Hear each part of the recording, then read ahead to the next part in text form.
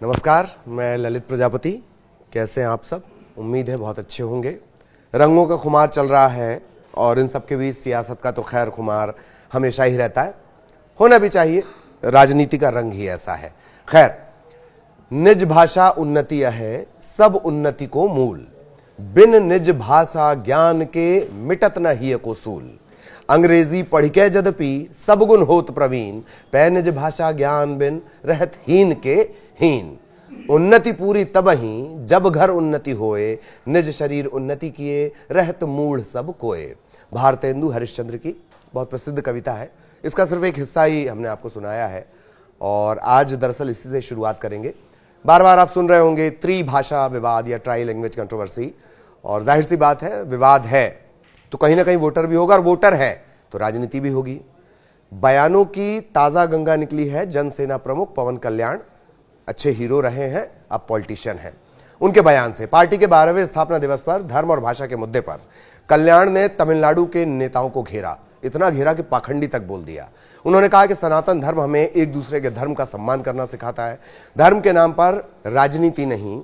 उन्होंने ये भी कहा, जोर देकर कहा कि गलती से धर्म को जोड़कर देखना गलत है, बल्कि सही मायने में सेक्युलरिज्म को समझना जरूरी है। जिस गलती की वो बात कर रहे हैं, दरअसल भाषा का विवाद और तमिलनाडु, ये बहुत पुराना है। ये बहुत पुराना है, इस पर एक अलग चर्चा हो सकती है। तो वो कह रहे हैं कि सेक्युलरिज्म को समझना जरूरी है।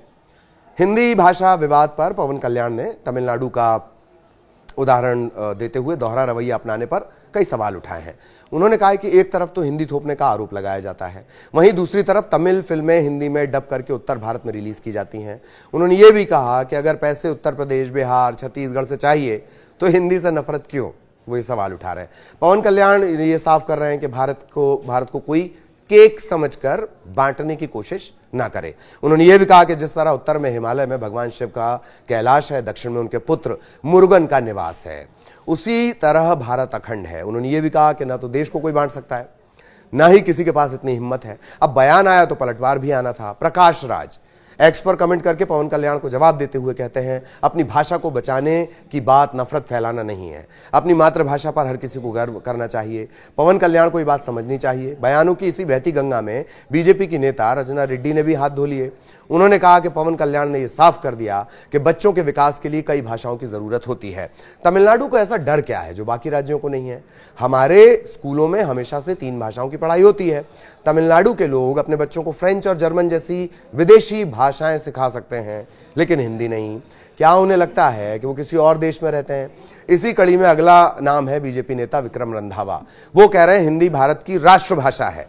यहां एक पेंच है, मैं आगे आपको समझाऊंगा। सरकार ये पक्का करने में जुटी है कि ये भाषा सभी तक पहुंचे। एक बात साफ कर दें, फिलहाल हिंदी राष्ट्रभाषा नहीं है, कोशिश होगी आगे मैं उसे एक्सप्लेन करूं।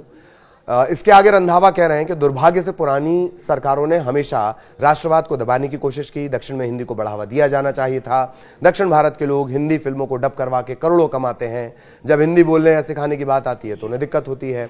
गौरतलब है, भाषा के मुद्दे पर पवन कल्याण के बयान से पहले तमिलनाडु के मुख्यमंत्री एम के स्टालिन ने भी हिंदी थोपे जाने का विरोध किया था। उन्होंने कहा कि केंद्र सरकार को सभी 22 भाषाओं को समान दर्जा देना चाहिए। कल्याण का यह बयान ऐसे समय में आया जब देश में भाषा को लेकर एक नई बहस छिड़ी हुई है। यह बहस सालों पुरानी है। हिंदी का विरोध तमिलनाडु की सियासत का आधार रहा है। पेरियार एक समाज सुधारक हुए हैं, उन्होंने लंबा चौड़ा इसका इतिहास रहा है, वो फिर कभी बताएंगे।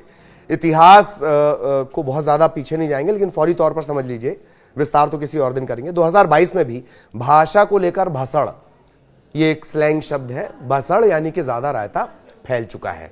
तब साउथ के एक्टर किच्चा सुदीप, कौन से मक्खी एक मूवी आई थी ईगा वाले, उन्होंने हिंदी को देश की राष्ट्रभाषा न होने की बात कही तो बॉलीवुड से अजय देवगन ने ट्विटर पर उनकी क्लास लगा दी। हालांकि इन दोनों के बीच कोई भी विवाद बढ़ने से पहले आपस में सुलह हो गई, लेकिन सोशल मीडिया के वीरों के बीच डिबेट शुरू हो गई कि हिंदी राष्ट्रभाषा है या नहीं, संविधान में क्या मेंशन है, ब्ला ब्ला ब्ला। तो पहले इसे क्लियर कर लीजिए, हिंदी राष्ट्रभाषा नहीं है। अब पेच क्या है? विविधता इस देश का आधार है। यहां अनेक भाषाएं हैं, बोलियां हैं, लिखी जाती हैं, पढ़ी जाती हैं। ऐसे में किसी एक को राष्ट्रभाषा का दर्जा नहीं दिया गया। ये बात सही है कि बड़ी आबादी हिंदी भाषी है, मगर उनकी भी बड़ी संख्या है जो न हिंदी बोलते हैं न समझते हैं। और ना ही सभी को एक राष्ट्रभाषा सीखने और बोलने की कोई बाध्यता है। लेकिन हिंदी को 14 सितंबर 1949 को राजभाषा, कामकाज टाइप्स राजभाषा का दर्जा दिया गया। इसके बाद 1953 से राजभाषा प्रचार समिति हर साल 14 सितंबर को हिंदी दिवस मनाती है। संविधान का अनुच्छेद 343(1) कहता है कि राष्ट्र की राजभाषा हिंदी और लिपि देवनागरी होगी। लिपि क्या? जैसे लिखा जाता है। क्लियर हो गया? वापस खबर पर आते हैं। नई शिक्षा नीति 2020 के तहत छात्रों को 3 भाषाएं सीखनी होंगी, लेकिन किसी भाषा को अनिवार्य कंपलसरी नहीं किया गया। राज्यों और स्कूलों को यह तय करने की आजादी दे दी गई है कौन सी 3 भाषाएं वो पढ़ाना चाहते हैं। किसी भी भाषा की अनिवार्यता का प्रावधान नहीं है। 1ली से 5वीं प्राइमरी मातृभाषा या स्थानीय भाषा में, मिडिल क्लासेस 6वीं से 10वीं 3 भाषाओं की पढ़ाई अनिवार्य है। गैर हिंदी भाषी राज्य अंग्रेजी या एक आधुनिक भारतीय भाषा इसमें रख सकते हैं। 11वीं 12वीं यानी हायर सेकेंडरी स्कूल चाहे तो विदेशी भाषा भी विकल्प के तौर पर ले सकता है। ये नई शिक्षा नीति के बाद प्रधान साहब का बयान, प्रधान साहब के बाद स्टालिन का बयान, ये सब बयान आए और फिर मैंने जैसे कहा कि रायता फैलता चला गया। अब बात रायते की आई है तो राजनीति भी समझ लीजिए।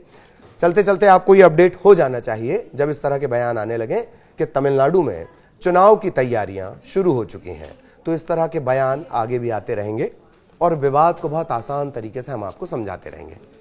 नमस्कार।